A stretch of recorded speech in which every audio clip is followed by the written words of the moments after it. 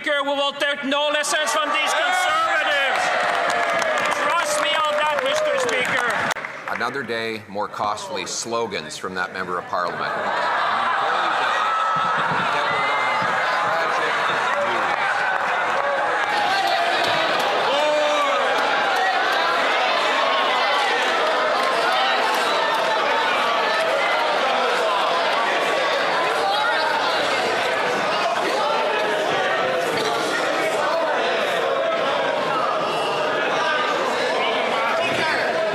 Leader of the Opposition from the top.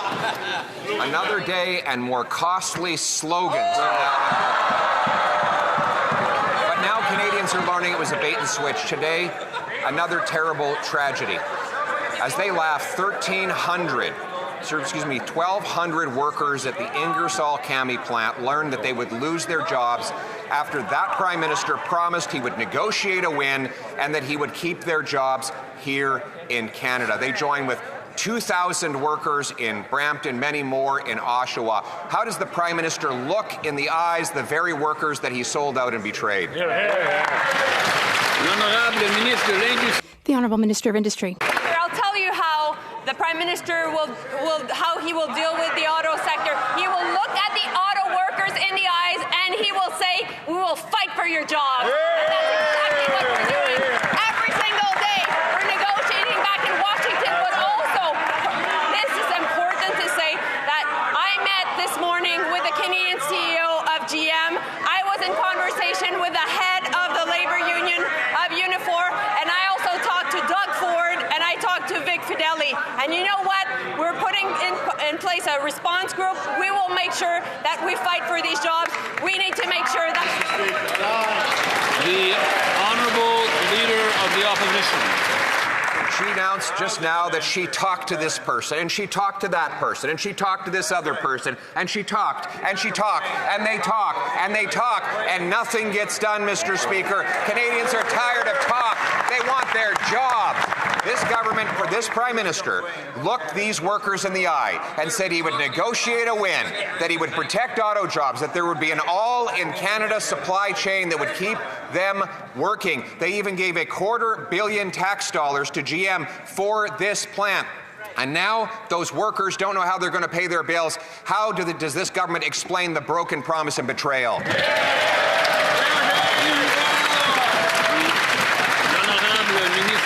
The Honourable Minister of Industry. Fight for these jobs, and we will hold the companies to account. That's right. That being said, let me talk to you about important jobs. 150 new jobs in St. Bruno at Alstom, 700 new jobs at AstraZeneca, 500 new jobs at Ferrero in Ontario, K&S Potash, 50 new jobs, Hitachi Energy, 500 new jobs. This government is building a strong Canadian economy. Gang, what's up? Aaron, Canadian Looney. So we have our loser Prime Minister, Mark Carney. He's a con man, in case you weren't aware. He's selling out your children's future to line his own pockets.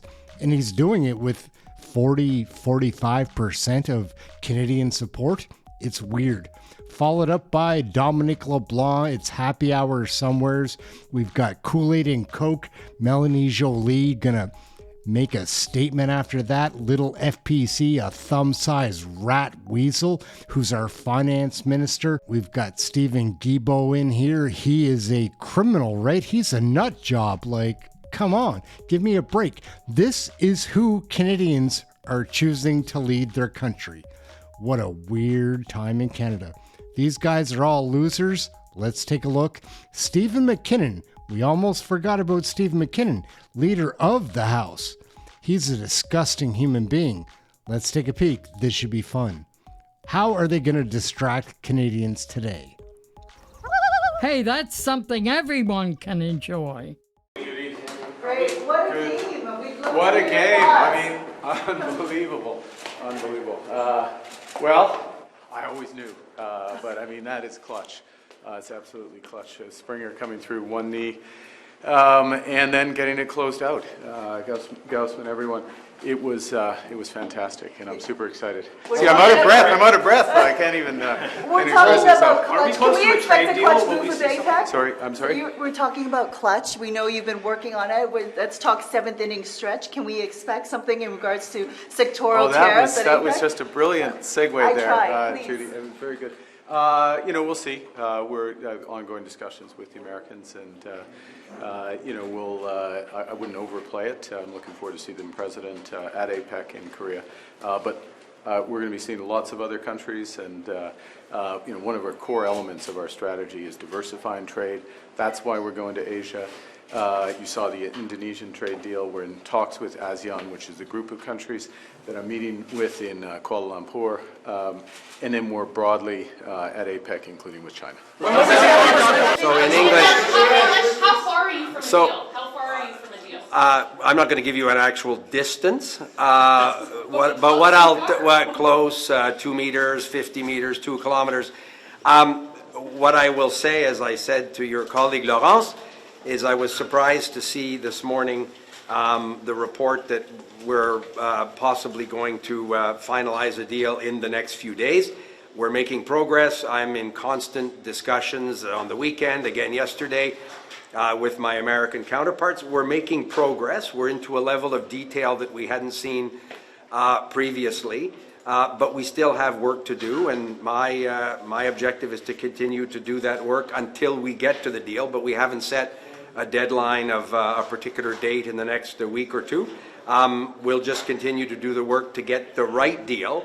If we set an artificial deadline, it might lead us to a deal that's not in the best interest of Canadian workers, so we're just going to do the work until we get to that point and the Prime Minister decides it's the right deal for Canada. So obviously tough news this morning for the workers in Ingersoll for GM. I had a conversation with the Canadian CEO of GM this morning. I had a conversation with the head of Unifor, who represents the employees, and a conversation with Doug Ford and Vic Fideli, his Minister of Economic Development. So we've decided altogether that we would be creating a new response group, because we need to make sure that we fight for these jobs, that there are new models coming back to Ingersoll, and that GM has a bright future here in Canada. So that's what I'll be focusing on, and I'll be able to answer your questions. Now en français. We have against them, considering it seems like Stellantis has been kind of thumbing their nose at a contract they signed. If GM can walk away, we don't really have that same sort of deal with them. So what kind of leverage do we have? So I think it's two completely different situations. When you look at Stellantis, Stellantis had an obligation to bring back the production to the Brampton plant, and they failed that obligation. And so that's why we're putting maximum pressure on the company. And I was on the phone again with Unifor, on the phone with Doug Ford and Vic Fideli this morning to talk about how we would continue to push. And you'll have more news from me before the end of the day on this. When it comes to GM, they decided to let go their Bright Drop, which was an EV vehicle that was not going well commercially. That's a decision they took. Of course, we'll hold them to account for any support we've given them to develop that model, but at the same time, we are creating a response group to make sure that we're bringing a new model, because the 1,200 workers at the Ingersoll plant need to know that we're fighting for their jobs. When you talk about bringing a new model in, that is something that's going to take some time. What kind of time frame are you looking at? These are people who are out of work now. Well, urgency is a matter, so that's why we have no time to lose. Thank you very much. So I just want to say, because I haven't said this in English yet, that we're 2 weeks from the budget. I think that what I'm seeing in Parliament worries me. We have two opposition parties, principally, that aren't taking this matter very seriously. Canadians are looking for certainty. We had an election 6 months ago. Canadians are looking for predictability, stability, and especially a plan. We intend to present a plan to Canadians to deal with this very critical moment in our history. And what we're seeing is our opposition parties, the Bloc Québécois, who, without having even read the budget, eliminate the possibility that they will support it, and the Conservatives making just ludicrous demands with respect to the budget. It sounds like you're worried about maybe Canada going to another election. Is that a realistic possibility Canadians should expect? We have a minority government, but we believe we have a mandate. And when I see opposition parties not ruling out the possibility of voting for the budget, that's starting to worry me, but I think it's them that are misreading the mood of Canadians. If an election is necessary, we would obviously, reluctantly, because we don't think Canadians want an election, but election there will be. It's the opposition parties who have that decision in their hands. Why not accept the Bloc's demands? Well, which ones? The one that said it's unimaginable that they vote for the budget, the negotiable demands, or the non-negotiable demands? It's pretty hard to follow. What about the NDP? You'll have to ask the NDP about the NDP. Have you been having those conversations? What I just said is that the Prime Minister has had conversations, Mr. Champagne has had conversations, other ministers have had conversations, and we will continue to listen to what they have to say. Do you think opposition parties are bluffing? I have no idea. You'll have to ask them. Thank you. Thank you.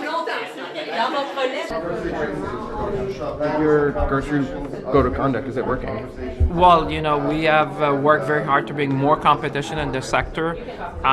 Clearly, we're taking steps to make life more affordable. You've seen the National School Food Program and measures to make life more affordable for Canadians. We know it's the number one concern of Canadians. So this is a priority number one for all of us. But a year after, sorry? What happened to the grocer code of conduct? You were talking about bringing in a foreign grocer last year. What happened to all of that grocery prices? Well, the code of conduct is going. I think if you ask the small retailers, that's something they welcome. With respect to having more competition, that's something. We just need more competition in pretty much every sector of, I would say, of the economy, and you'll see we'll have more to say on that. But one thing we understand, we need more competition in Canadian economy in various sectors. That's one of them, but in many other sectors as well. We're just late for cabinet. I just need to go. Sorry. Yeah. Well, listen, that's why we have a 100-day action plan, because we saw that coming. You know, we saw that we needed to improve service for Canadians. I was not satisfied. That's why, you know, we were already ahead of the game by asking that we improve services, that we use technology, that we allocate more people, because we want efficiency. At the same time, we want great services for Canadians. So I would say on this one, we were ahead of the curve to make sure that we can serve Canadians properly. I just have a delegation from Luxembourg. I'll see you just at QP. Think of the CBC's 5-year plan? I think there's lots of really good elements in this plan. I really like the fact that the public broadcaster wants to invest more in local news across the country. You saw some of that.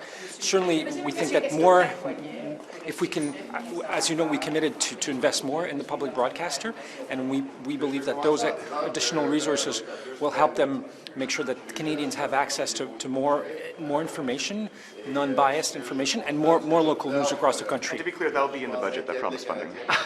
I'm not the finance minister. I don't know what's going to be in the budget. Oh, yeah. Moon Highway, you and Christia chugging Crown and Coke again? Sober since 2019. Worse than tequila nightmares. France voicemails me in Quebecois. Comrades, seize the Timbits. Free poutine for all. Socialism fixes stuff. Yo, Mark, your financial advisor here. Fund the moon thing with like good vibes, man. From my mom's basement, eh? Justin, stay retired. Mr. Speaker, fund the Moon Highway with fairy dust. Sparkly means magic. Magic means growth. Climate change bans sex. It's hot.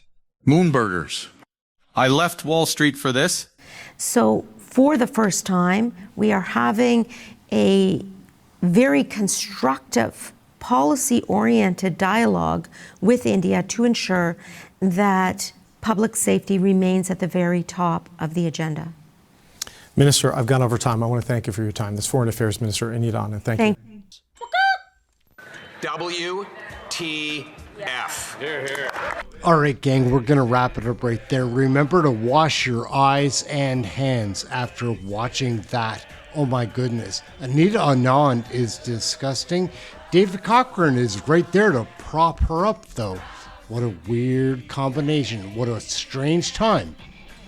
Canadians need to be aware. It's as simple as that. They're trying to dupe everyone, and they've got like 40%, 42, 45% of the population. Don't be one of those. Aaron, Canadian Loney, like, share, subscribe. Come and watch one of our live shows. We've got a great chat room. That's it. We're wrapping it up for now. We'll catch you in the next video. Thank you for watching this one. Everyone has an opinion about Canadian federal politics. Get yours right here.